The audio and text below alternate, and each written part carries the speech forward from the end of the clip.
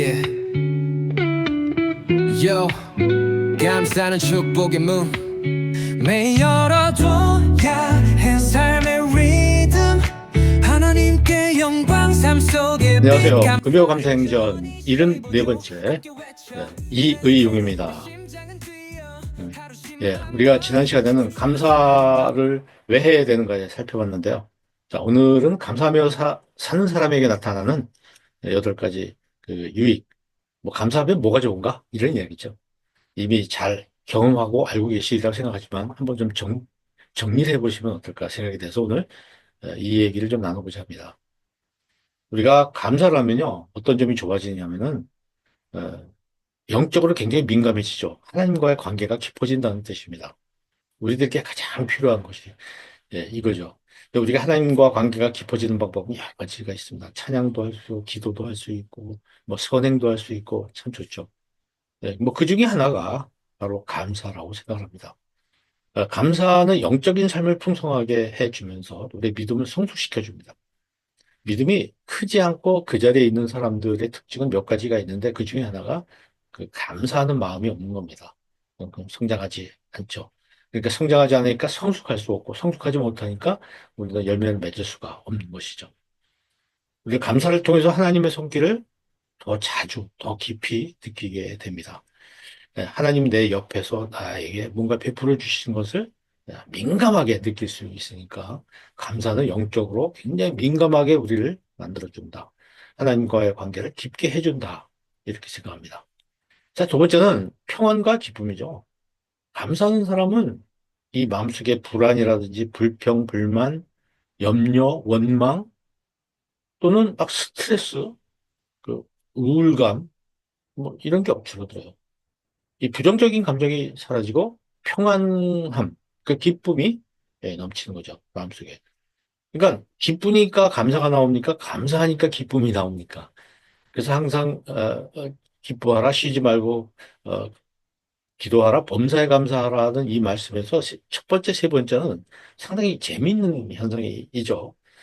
기뻐하니까 감사하는 것인지, 감사해서 기뻐하는 것인지 상당히 연결된다는 걸 볼 수가 있습니다.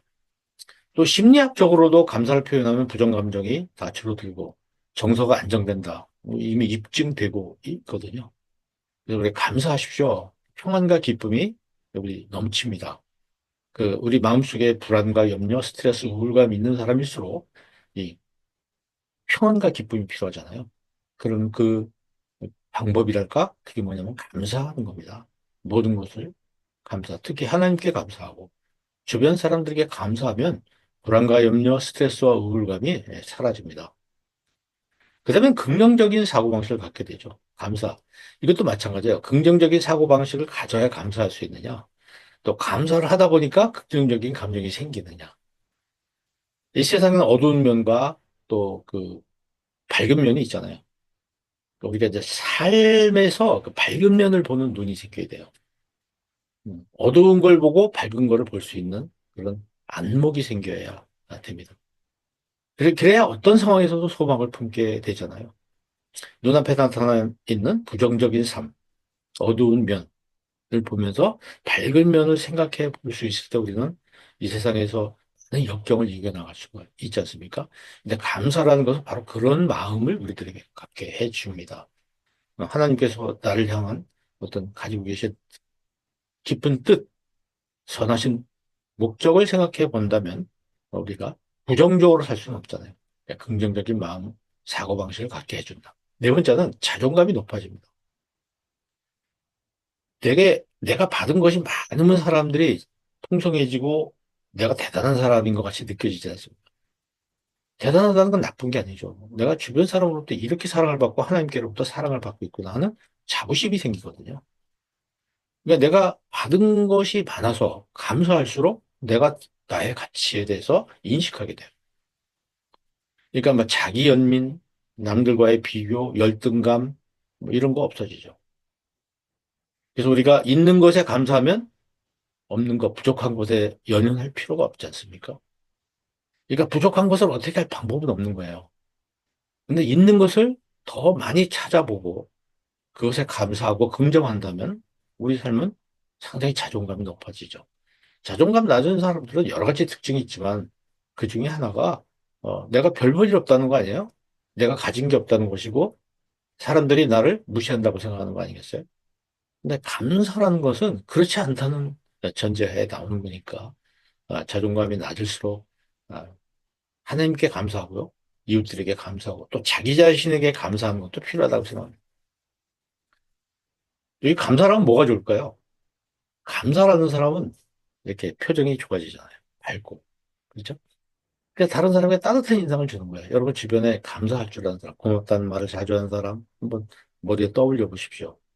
그 사람은 어디 가서도 어, 갈등을 일으키지 않아요. 오히려 화합을 이끌어내죠. 그리고 그 사람이 나타나면 주변이 환해지잖아요. 그러니까 사람들이 그 사람하고 자꾸 가까이 하고 싶어지죠. 사람들과의 관계가 좋아집니다. 그래서 좋은 관계를 만들어 나갈 수가 있는 것이죠. 그리고 감사하면 좋은 게 뭐냐면 작은 일에서도 행복을 느끼게 돼요. 네. 별일 아닌데 남들이 볼 때는 별일 아니고 남들에게도 그런 일이 수없이 많은데 나는 그 작은 것들이 굉장히 크게 보이고 그리고 기뻐지죠. 그러니까 네. 사소한 것을 굉장히 소중하게 여기게 됩니다. 길 가다가 엊그제 보니까 철쭉이 막 피어오르더라고요. 이렇게 몽우리가 져서 그게 너무 예쁜 거예요. 너무 멋있는 거예요. 그 마음속에 한쪽으로 야 하나님께서 정말 이렇게 벚꽃이 막 지니까 이제 철쭉이 또 피는데 철쭉이 참 정말 저 빨간 저것이 이제 펴면 또 얼마나 아름다울까. 이 생명의 소중함, 신비로움 이런 게 느껴지는 거예요. 그런 걸 생각하니까 우리 삶도 주님께서 그렇게 계획하고 계시겠지. 내 삶도. 그런 생각이 드는 거예요. 이 기쁨과 만족이 우리 삶 속에 들어오잖아요. 그러니까 행복한 거죠. 무엇을 봐도 행복하게 해석이 된다. 그러니까 감사는 해석입니다. 회복 탄력성이라는 말을 들어보셨겠죠? 예. 탄력성이라는 게 뭐예요? 공을 이렇게 탁 놨는데 탁 튀겨 오르는데 어떤 공은 이렇게 내려 부딪힌 다음에 딱 이만큼 튀겨 오르는데 어떤 공은 어떻습니까? 어떤 공은 안 올라와요. 내려가면. 잘 튕기질 않는 거죠. 튀기질 않는 거죠. 회복 탄력성이라는 것은 바로 복구되는 걸 의미하는 거예요. 바로 복구가 되는 거예요. 우리가 어려움 속에서도 감사할 줄 아는 사람은 언제든지 다시 일어날 수가 있죠.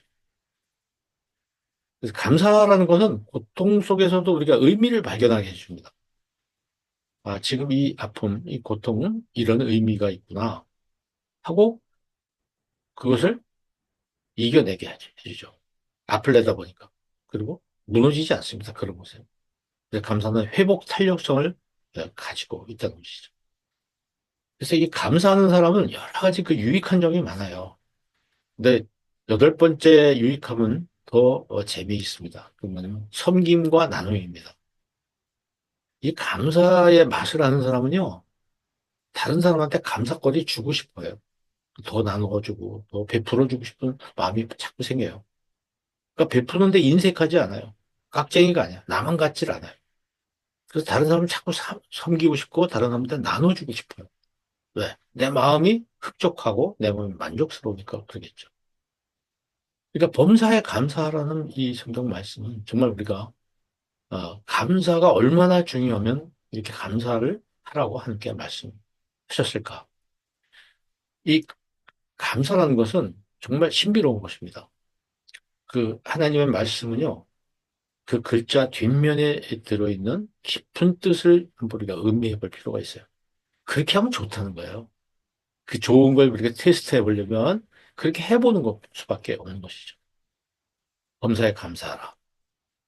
이렇게 한 8가지 정도의 그 유익한 점을 말씀드렸지만 어디 이것뿐이겠습니까? 늘 감사하면서 함께 살아가셨으면 좋겠어요. 그래서 하루에 10번 하나님께 이웃에게 감사를 표현하십시오. 감사하십시오. 하나님께 감사하고 이웃들에게 감사하십시오. 굉장히 큰 유익이 올 겁니다. 근데 또 이렇게 감사하는 사람은 자기 혼자만 그 기쁨을 누리질 않죠. 다른 사람에게도 그 기쁨을 누릴 수 있도록 뭔가 동기를 부여해줘요. 문을 열어준다든지, 무거운 짐을 들어준다든지, 위험에 처했는데 도와준다든지. 하루에 10번 이웃에게 감사를 베풀자는 거예요. 굉장히 힘들고 거창한 거 아니더라도 아주 작은 거지만 그 작은 것 하나가 그 사람을 굉장히 기쁘게 해주고 그 사람이 또 베풀어준 저에게도 감사할 수 있지만 또 하나님께도 감사할 수 있는 것이잖아요. 특히 인사하는 것 이런 거 상대방을 인정해 주는 거거든요. 엘리베이터에서 인사하는 거 굉장히 좋습니다. 눈 손잡이 잡아주고 다른 사람 양보해 주는 거 굉장히 네, 귀한 일이죠. 남을 섬기는 일이죠. 그러니까 우리가 그리스도인으로서 어떻게 살아야 되겠는가? 감사를 우리 삶으로 이렇게 전해줘야 되는 거죠. 나만 누리지 말고. 그래서 텐텐 감사 행전이 바로 그것입니다. 이 텐텐 감사 행전 여러분 삶 속에서 잘 실천해 보시면 좋겠습니다. 예, 다음 시간에 또 뵙겠습니다. 감사합니다. 그 자체가 은혜. 어제 떠난 이들이 그리던 오늘 내게 주어진 삶 감사로 채워. 일용할 양식 밥 한 끼도 감사. 먹을 수 있음이 이미 큰 은사. 예수님 믿고 주님의 자녀 된 것 이 세상 무엇보다 귀한 축복 감사해. 소유보다 존재 자체 감사해. 비교 말고 나를 보며 감사해. 받은 은혜 셀 수 없이 매일을 감사로 살아라. Let's go. 절대적 감사 비교는 stop. 어제보다 나은 나 그게 바로 top. 구하지 않아도 받은 은혜 넘쳐. 눈 감고 세어봐 사랑이 가득 차. 과거를 돌아봐 현재를 생각해. 미래의 꿈을 품고 감사해. 보이는 것뿐 아니라 보이지 않는 것까지 은혜는 숨은 그림 찾기. Faith is magic. 감사. 좋은 신발 없어도 감사. 건강한 두 발이 있어. 불평은 습관이 되고 감사는 축복이 됐어. Let's go.